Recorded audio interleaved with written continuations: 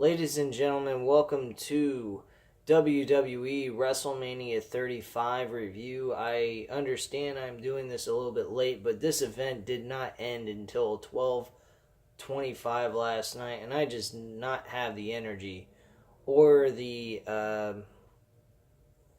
urge to want to go about doing this event and giving my personal opinions and review on it. I felt that the show was okay. It was definitely a lot better than what we've seen in the last few years. I think the best WrestleMania we've seen in a while since WrestleMania 31 and WrestleMania 30. Those two WrestleManias were insane, fun, and entertaining shit to watch. But this WrestleMania was actually pretty good. My only problem with it was the main event, which I'll talk about when I get to that point in this video. But quite frankly, overall, the show was definitely good. They definitely show that they put a lot of effort and a lot of care into it. But to me, it just wasn't the same way as you normally would see a WrestleMania.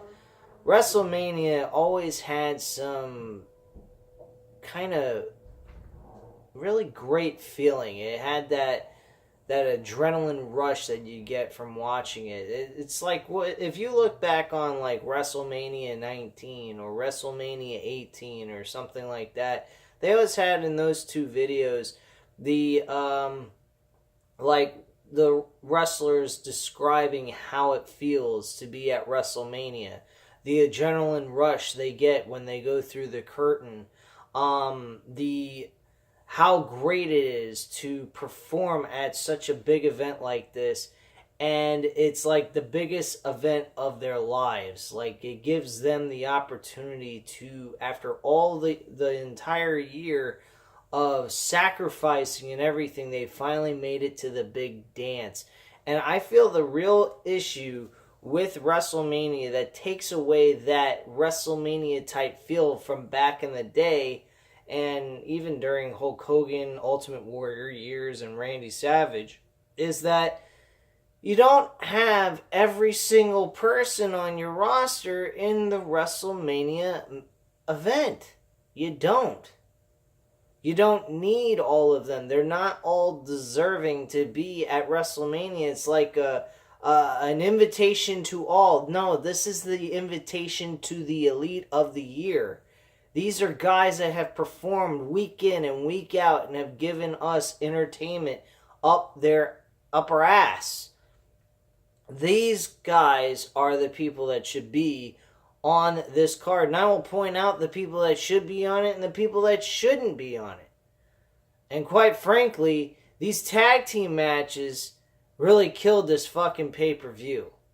The SmackDown tag team match, I will not say a word about. That was actually a very good and entertaining matchup and worthy enough to be on this card for WrestleMania. But some of these matches just did not belong on WrestleMania. It was just a complete travesty of how they just put all these matches together just to make the fucking show longer. It was really a ridiculous thing to do, which killed the feel of the crowd away from the event, making the event feel even more special than it was, and it just really sucked. So let's start things off first off with the first match of the night, which was the Universal title match between Seth Rollins and Brock Lesnar. I could not believe they had these two compete for the Universal Championship first. And the way they did it, they went about doing it, was just so crappy. They had Brock Lesnar beat the shit out of Seth Rollins and make him get his brains kicked in before the matchup even starts. Now, in the beginning it was okay, but after a while it became overkill. I don't think what they did here was the smart move on WWE's part.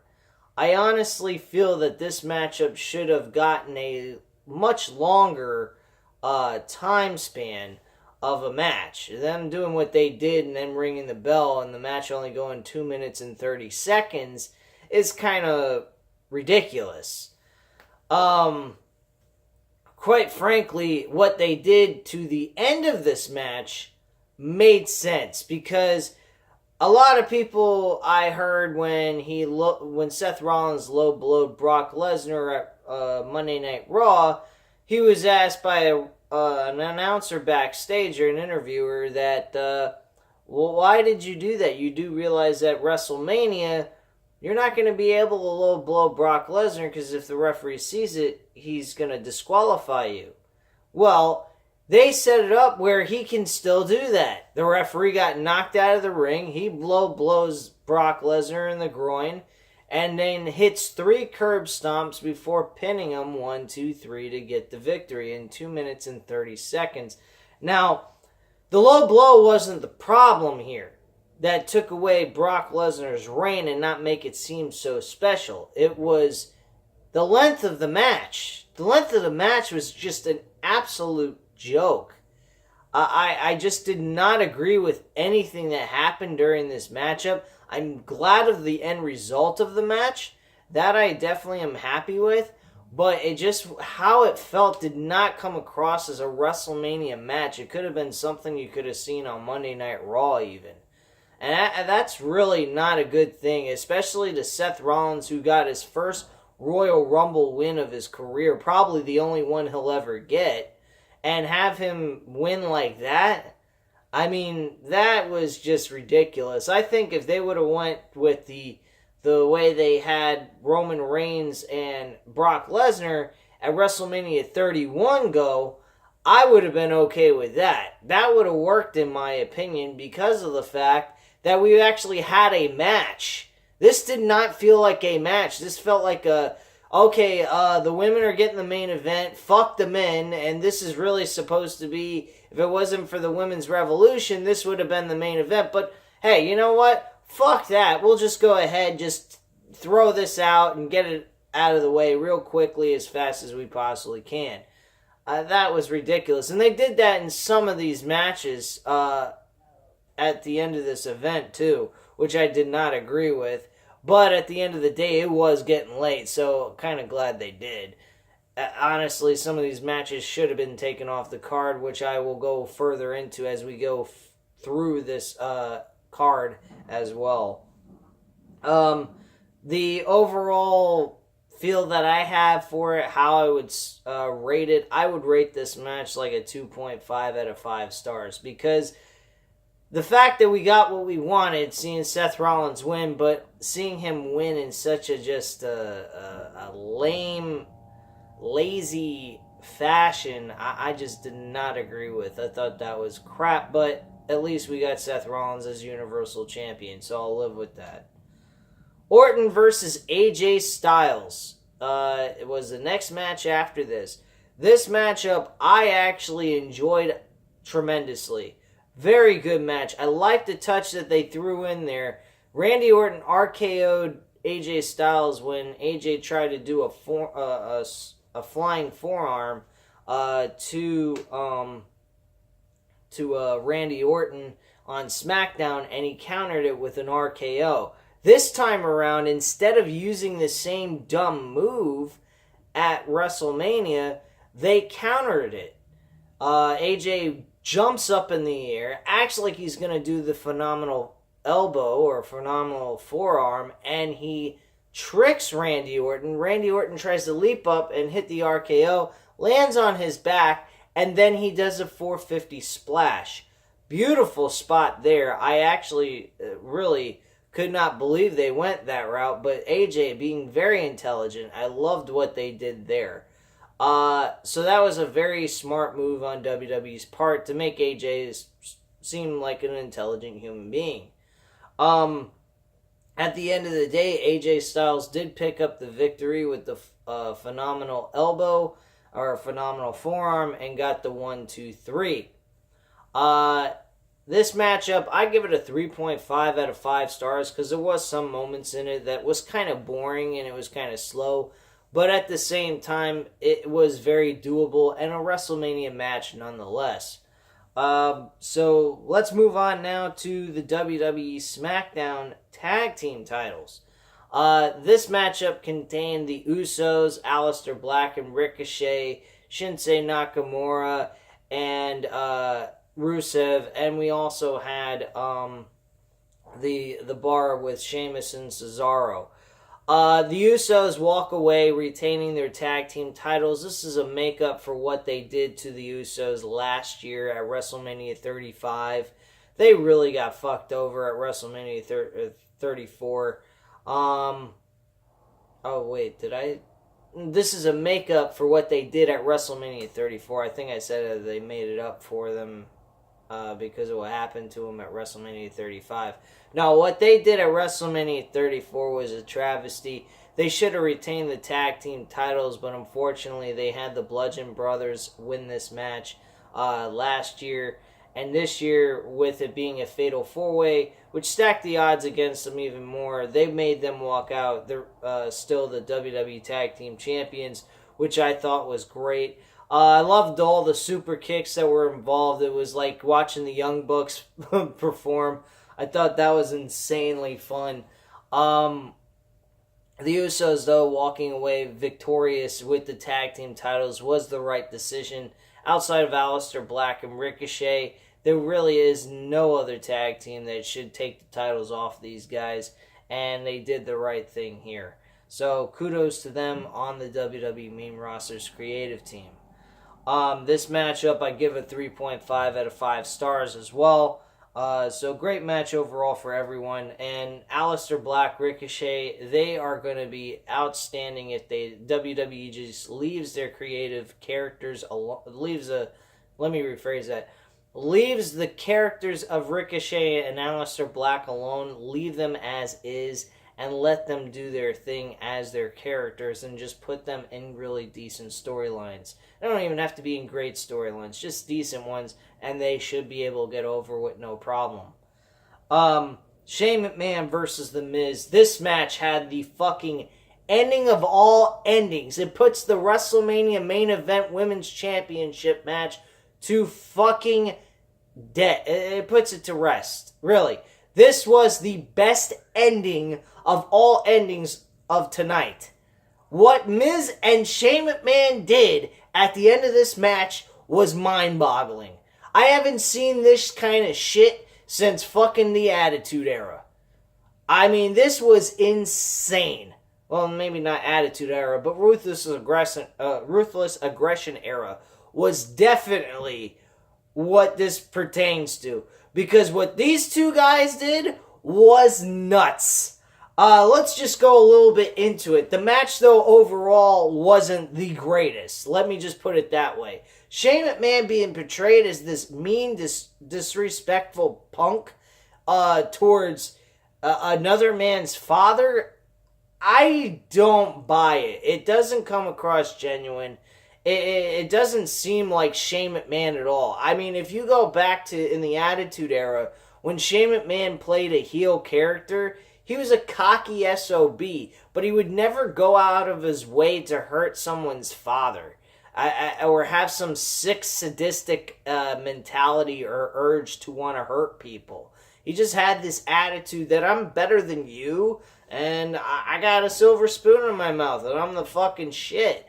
Now, granted, that does play into this storyline a bit, but not as much. He doesn't have, like, this cocky attitude. He has this raging urge to want to hurt people, which he never portrayed that kind of character back when he was younger in the Attitude Era with the corporation. So I didn't particularly buy into any of this. This didn't really come off to me as realistic or him being him at all. It seemed very forced, and it just didn't seem like the right role for Shane McMahon to be playing. The Miz, he coming across as this face character, I like him both as face and heel. Do I prefer him heel over face? Yes, because quite frankly, we've all gotten used to disliking him so much for being an annoying asshole and just being a loudmouth that it's kind of hard to get behind the face character and be this underdog type role. But in reality, if you really look at it, that's what The Miz is. He is more of an underdog when it comes to professional wrestling. He has never gotten a fair shake at being one of the best.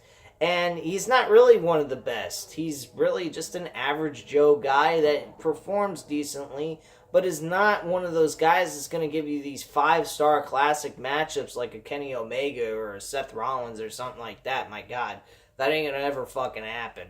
But he can help produce a storyline. He can help give you an emotional feel towards it. It's just the execution of his matches that come out wrong. And this was definitely one of them, except for the ending. One of the things that threw this match off completely with this False Count Anywhere match was the fact that they just had fucking Shane so focused on Miz's father and Miz coming in the ring and acting like he doesn't know how to fight, and Shane's putting up his hands for him like as if he's a fucking idiot that's never had a fight in his life before. I mean, I've never fought anybody, but I know how to put my hands up. I just find that absolutely fucking stupid. It was very downgrading and very disrespectful. I mean, granted, that's the role that Shane was trying to portray, but he did a horrible job doing it. It just does not fit him whatsoever. But getting down to the itty-gritty, they started rumbling all through the stadium. They started really kicking each other's asses, using objects, and hitting each other with different things. And then they ended up on this structure, and they started climbing up this structure really high in the air. Now they had this padding down beneath them, that they landed on and snapped in two, but it actually softened their blow landing. But man, oh man, these guys, I think, went 20 feet in the air down below. Miz went ahead and tried to do a super superplex, I'll put it that way, to Shane McMahon, but to his own demise, he ends up being on the bottom of the pile, Shane being on top of him, gets the 1, 2, 3, and the victory. And the reaction that crowd gave was the biggest pop that you will ever hear in such a long time. And most of all, got the biggest pop out of any match of anybody in this fucking pay-per-view. So that definitely says a lot. The Miz gave us a fucking WrestleMania moment to remember for the rest of our lives. It definitely felt like watching Edge and Mick Foley, or Shane McMahon and Vince McMahon. It definitely felt like one of those type of matches. This was a WrestleMania moment type match, especially for The Miz, because he's never had one. He may have had his a main event matchup with John Cena and went one-on-one with him and got a victory with The Rock's help. But at the end of the day, this was his WrestleMania moment. Unfucking believable. I actually enjoyed this match. Outside of the little part with Shane McMahon and his Miz's father in there, I thought that was kind of fucking retarded. But overall, this matchup was really fun, and I give it a 4 out of 5 stars. Fantastic matchup. If there's anything on this card that you're interested in wanting to watch again, I highly recommend watching this fucking match. This match was fucking great. So let's go into the women's tag team titles match. This was by far the fucking worst matchup of the entire card. I did not give a flying shit about this match. Not one bit. This matchup was a dud. It was like watching a Divas match. It was shit. And the Iconics won the damn WWE Tag Team titles. That is what you do to Bayley and Sasha Banks. This should have been on the fucking pre-show. I'm sorry. And Kurt Hawkins and Zack Ryder being the revival for the Raw Tag Team titles was another joke, which I'm not going into these pre-show matches. I don't give a shit. Sorry, Cruiserweights. You're placed on the crap list because Vince McMahon don't like you. Fucking idiot. I mean, the Cruiserweight title match could have been a better place for on this portion of the card than the women's tag team title matchup. What a fucking joke. Pathetic. I give this one a 1 out of 5 stars. Fucking pathetic. Don't even want to get into that match. It was an absolute joke, and quite frankly, a travesty to Bayley and Sasha Banks. They deserve a lot better than this shit. Alright, next is the WWE Championship with Daniel Bryan and Kofi Kingston. This matchup should have been the fucking main event of WrestleMania. This was the WrestleMania main event. To me.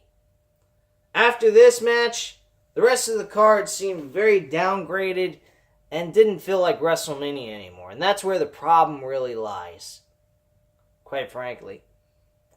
Kofi Kingston, Daniel Bryan, they performed at a very good pace. They provided us a wrestling catch cam feel to it. They were doing a lot of chain wrestling, and it was very old school type feel throughout most of this match.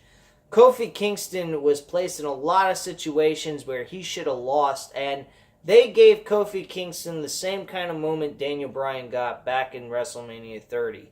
And here's the thing. They actually mention Daniel Bryan being an underdog back during that time.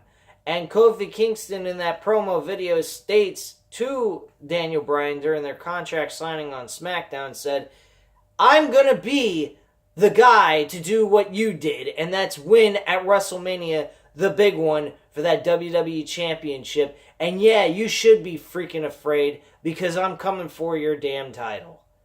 The words that I said was not word for what he said. The way he said it was 10 times better than I said. But, regardless of all of that, this matchup was fucking incredible. I give it a 4 out of 5 stars. Very, very suitable for WrestleMania. It belonged on the card most definitely. The United States Championship match with Samoa Joe and Rey Mysterio, I believe was cut short for only a minute, because of the fact that Rey Mysterio had an ankle injury going into this. Even though he was cleared, I think they wanted to avoid further damage to Rey Mysterio's ankle, so they just ended this match really quickly. If that's the case, I really think they should have just taken this match off the card altogether. This match could have been a really okay, solid matchup for a WrestleMania match, and it just came across like, yeah, we're just going to throw it in there because we put it on the card. Rey's cleared, so we'll just go ahead and have the match done real quick, over and done with, out the door, like the Universal title match. I didn't agree with that, but it's a Universal title match. Now, the Universal Championship, I kind of disagree with. I didn't think that deserved only a 2 minute and 35 second type of match feel to it. It really should have went about a little bit further to an extended 8 minutes, but hey, that's just me. Whatever the case is, I'm just happy that Seth Rollins won the Universal Championship. Roman Reigns, McIntyre. This match was dead as dead can get, man. They weren't giving Roman Reigns boos. They weren't giving him cheers. His matchup was as dead as anybody can get. I mean, this crowd was not into it. Nor was I very much. This felt like a matchup you could see on fucking Monday Night Raw or a B-level pay-per-view. This really did not belong on the WrestleMania card, and quite frankly, this matchup could have been noteworthy for WrestleMania if they would have had Drew McIntyre win.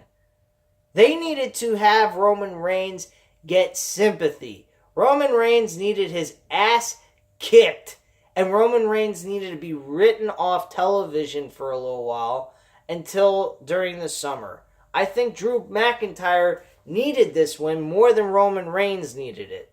Roman Reigns has been on a roll over his career. He's been favored a lot. Give somebody else an opportunity to have that momentum and use what Roman Reigns has built up with his momentum for someone else. And Drew McIntyre could have been that guy. Roman Reigns should have been knocked out, beaten to death, and put out of commission for a while to give Drew McIntyre that open opportunity to eventually challenge Seth Rollins for the Universal Championship. And have Drew McIntyre have that Randy Orton type killer instinct type feel to him, because that's what they were doing. They were on the right track with him, and then because they have Roman Reigns facing him, they can't do that with Drew McIntyre against Roman Reigns. I don't understand that. They already started the process with that on a Monday Night Raw episode, which led to this matchup. Why not continue that and give more momentum to Drew McIntyre so he can have an opportunity to eventually challenge for the title this year? I just don't get that whatsoever. The matchup was okay. I mean, it wasn't great. It was a typical Roman Reigns fiasco. I mean, really, there was nothing to it. I give it a 2 out of 5 stars, really, to be honest with you. And I'm not hating on Roman Reigns. I'll be straight up with you guys. Roman Reigns has got my respect. I felt bad for the guy for getting leukemia, and I'm not going to hate on him anymore. This is not really him, per se, causing him to look like this. He's not, I don't believe in real life he's this dickhead Hulk Hogan type of character. I think he's more along the lines of a guy that, you know, he's doing what he's being told to do to keep his job so he can support his family. I gotta respect that about the guy. The guy has to earn a living. He wants to help his family and give them a stable life. You can't blame him for that. But what you can blame WWE for is not taking this fucking opportunity to give Drew McIntyre some fucking momentum here. This guy deserves a shot for the Universal Championship at SummerSlam. That's when this matchup between Drew McIntyre and Seth Rollins needs to happen. Fucking joke, man. I mean, I truly dislike what WWE did here, and this matchup could have been something, you know, worth everybody's while. People saying, holy shit, wow, they really went about doing this? I never thought they would do something like this. Beat the shit out of Roman Reigns and put him out of commission for a while. Give Drew McIntyre some fucking heat on him. Jesus Christ, man. Fucking joke. Triple H versus Batista in a no-holds-barred match. I gotta say, this matchup, to me, though, I'm just speaking for myself. I'm not speaking for majority of people. I don't think majority of people could appreciate this match. Simply because of the fact it was very slow. It was very dull to most people. They didn't get a very loud crowd reaction at all. Very lukewarm. Quite frankly, after the WWE Championship match, everything else kind of seemed to go right downhill. But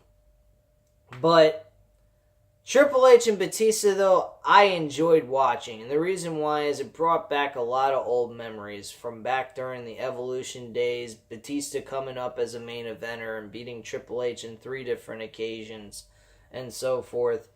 To me, this matchup was definitely something noteworthy because it was the end of an era. For the Ruthless Aggression era, most importantly.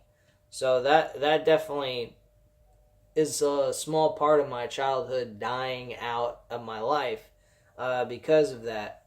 And I got to admit, I enjoyed watching this. These guys really went all out on each other, even though the match was very slow and dull. They actually went all out in trying to give us a very sadistic, no-holds-barred match. These guys are old. They're beaten up. They're worn out. They couldn't give us that old feeling that we used to see on TV back in the day.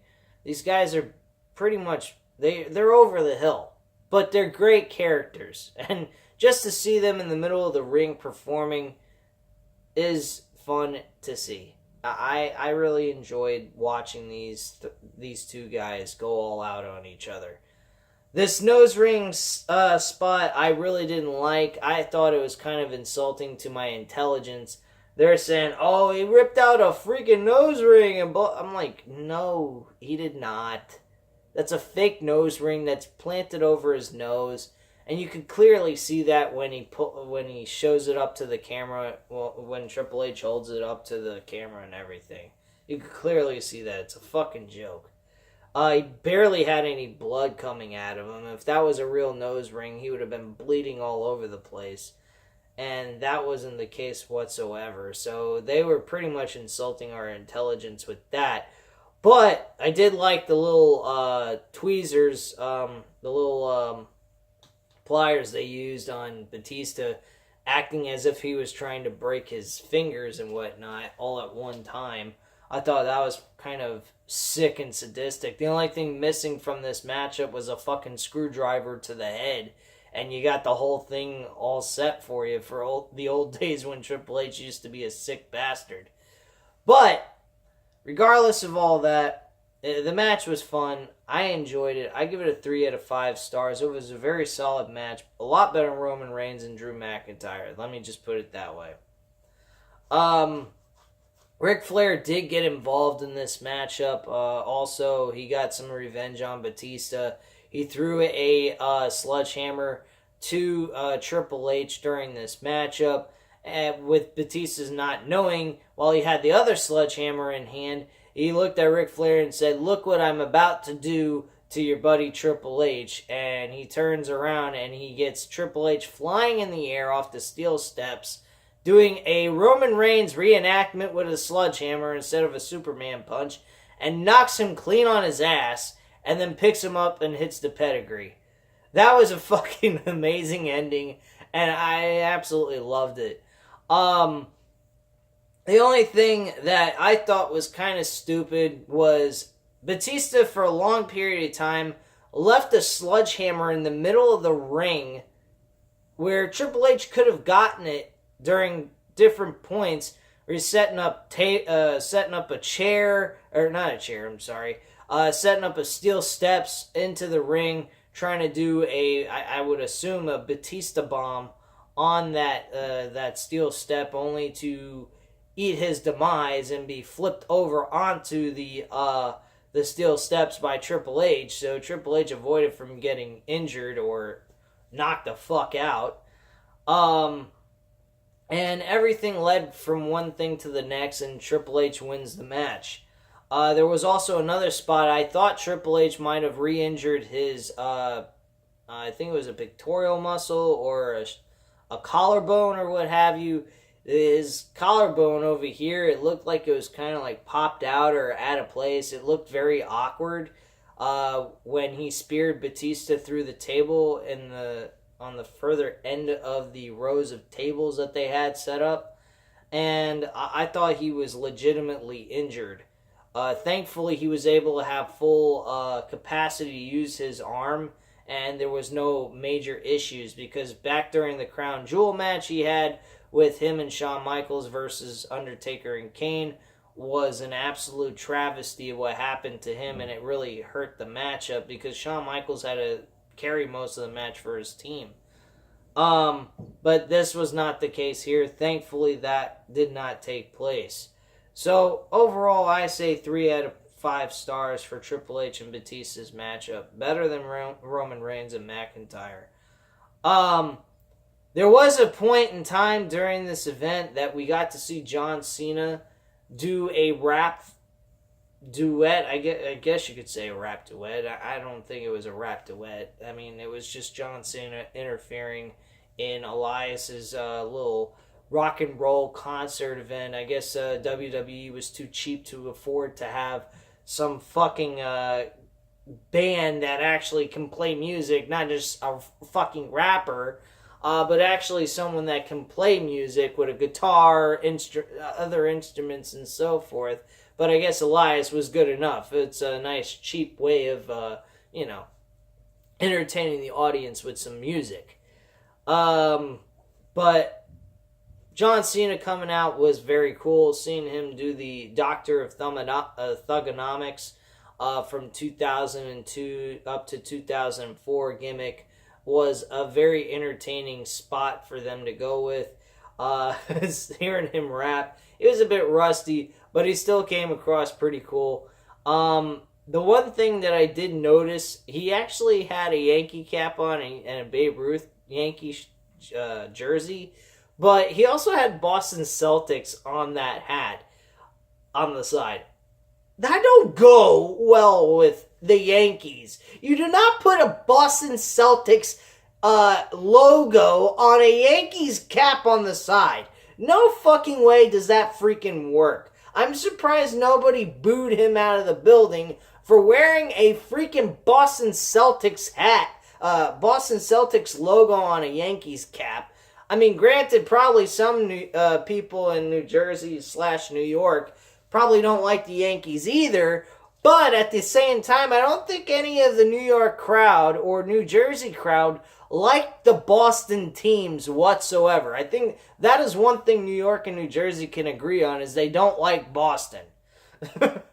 And that was just fucking weird as hell from seeing that. That just was like, wow, that's total contradiction right there, man. That's fucking crazy. But yeah, overall, that was pretty cool. Another thing I wanted to mention about WWE being a little bit cheap on things. They didn't have the LAD boards, or whatever the fuck they call them. Those electrical boards they usually have on the apron, and now they've had those electrical posts built on them now. And they didn't have that at this event. They had them completely off. Went a little bit old school with just a normal little curtain on the apron and what have you.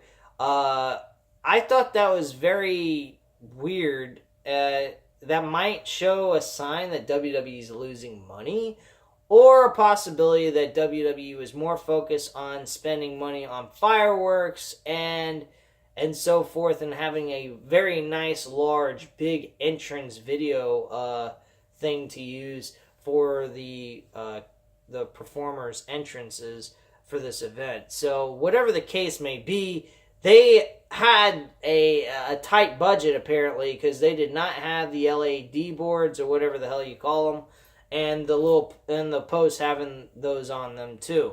So that's another thing I noticed. It was very old-fashioned type of thing. I actually can appreciate that. I like that better than having the fucking electrical boards and all that bullshit. It's too bubbly and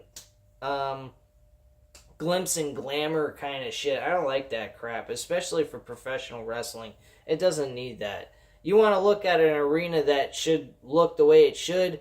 Look at the G1 Supercard Special, and there you go. That's the way a wrestling venue should look like.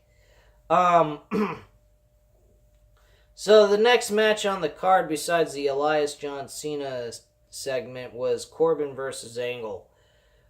Corbin versus Angle's ending was a fucking travesty. I really liked Kurt Angle's in-ring work. He looked very good in his last match. Him losing to Baron Corbin, though, was an absolute joke. If anybody was supposed to beat Kurt Angle, it should have been for someone who is going to be built up into being something. Baron Corbin is definitely not that guy. Kurt Angle's an Olympic gold medalist. He's given people tons and tons of memories of great in-ring wrestling performances, such as like matches he had with Brock Lesnar at WrestleMania 19, and a couple other matches during the 2003 year. He's had a great match with Chris Benoit on several different occasions of their career. I mean, the guy has had a ton of great matches with a lot of big names, and the guy he ends up having his final match with and he loses to is Baron Corbin. Come on, man. You can't make me think or believe that you're going to actually make this guy, Baron Corbin, become a WWE or Universal Champion. Ain't going to happen. There ain't no fucking way in hell you're going to make me believe that this guy is going to get a big push just because he had a match against Kurt Angle. This was just WWE not giving a flying fuck about Kurt Angle and the career that he has given to everybody. and the moments that he's provided for WWE to its audience. And I think what they did here was just a complete smack in the face to Kurt Angle's hard work and dedication to professional wrestling. And if I was him, I'd be fucking pissed off. Because it's bad enough you make Kurt Angle face Baron Corbin. It's even worse to make him fucking lose to Baron Corbin on top of it. I don't care about traditions. If you're going to make somebody lose by traditional manner in their last match, you make them lose to somebody that's got a big name or somebody that you're going to build up into a major name. Finn Balor would have been great. Dean Ambrose would have been fine even though he wasn't staying with the WWE. I mean, both of these guys could have had a send-off match and Dean Ambrose could have walked away the one to win. But to make him lose to Baron Corbin, who absolutely, you know, he ain't going to do shit in the rest of his career, to make him lose to that is just fucking sad. You look back on retirement matches. You got Sting losing to Triple H. That's fine. You got Ric Flair losing to Shawn Michaels. That is fine. You have Shawn Michaels losing to The Undertaker. That is most definitely fine because Shawn Michaels was trying to go after Undertaker's undefeated streak. But to make this man, Baron Corbin, be the guy to beat Kurt Angle is just absolutely disgusting. That pissed me off. The match itself was decent. I will give them both that. 3 out of 5 stars, but the end of the matchup itself was, the end of it was absolute crap. This match did not belong on the card.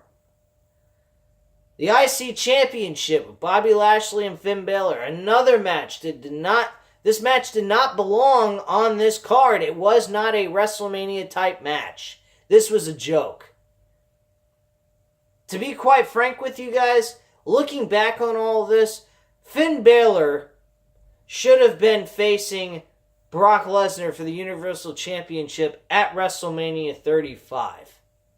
Seth Rollins should have faced Brock Lesnar at the Royal Rumble in a decent one-on-one matchup.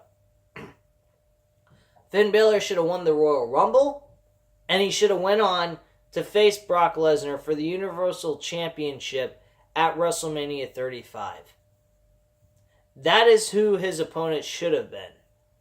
Now, granted, with the build they could have made with this, with the Finn Balor being injured, never getting a one-on-one rematch, he never really lost the title. He's been hunting for this belt. He wins a Royal Rumble on top of it just to get here at that point to face Brock Lesnar for the Universal title, and then to whip out the Demon adds that extra layer of importance to this matchup and giving it that WrestleMania feel that it deserves.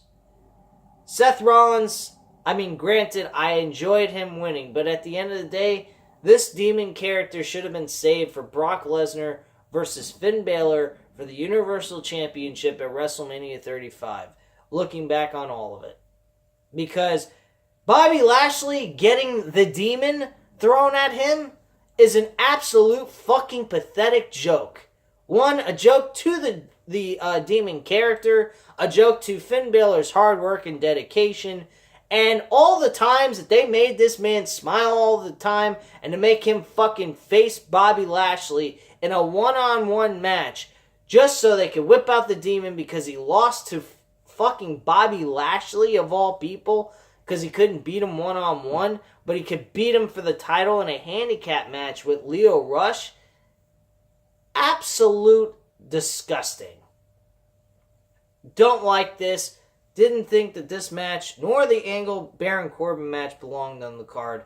The women's tag team title match did not belong on this WrestleMania card. 3 of these matches should have not been on WrestleMania. Roman Reigns and McIntyre is a kind of an iffy subject to go on because they had a nice little decent build to it. It was a nice normal rivalry matchup that you could throw in for WrestleMania, and they could have made it even more special by what they did during the match, but they didn't really take upon that opportunity. They just stuck with the same old shit that is safe and secure for them in their own minds. So that is questionable that this match even belonged on WrestleMania as well. But about 3 or 4 matches really shouldn't have been on WrestleMania, and it would cut the show a lot shorter. I think we probably would have ended the damn show by like probably 10:30 or so, and that's really where the show should have ended, at like 10:30, 11 o'clock. 4 hours maximum is good enough for a WrestleMania card. This being over 5 fucking hours, almost 6 hours long, was just overkill. Finn Balor wins the IC Championship. Who the fuck cares? This was very short, to the point. Who gives a fuck? These matches were too fucking short. They didn't belong on a card at all just because of that, because it gave no importance to it. There you go. There's my rant for you. That was the problem with WrestleMania.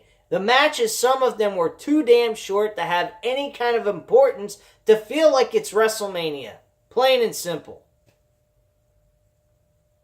The main event, actually, was the WWE Raw and SmackDown Tag Team title. Not SmackDown. Oh, God. Let me repeat that again. The WWE Raw and SmackDown Women's Heavyweight Championship belts were on the line. Of course, Ronda Rousey, Becky Lynch, and Charlotte Flair. This was the moment of all moments to dignify the women's division, and at the end of the day, they made Vince McMahon seem right that women's wrestling shouldn't be important.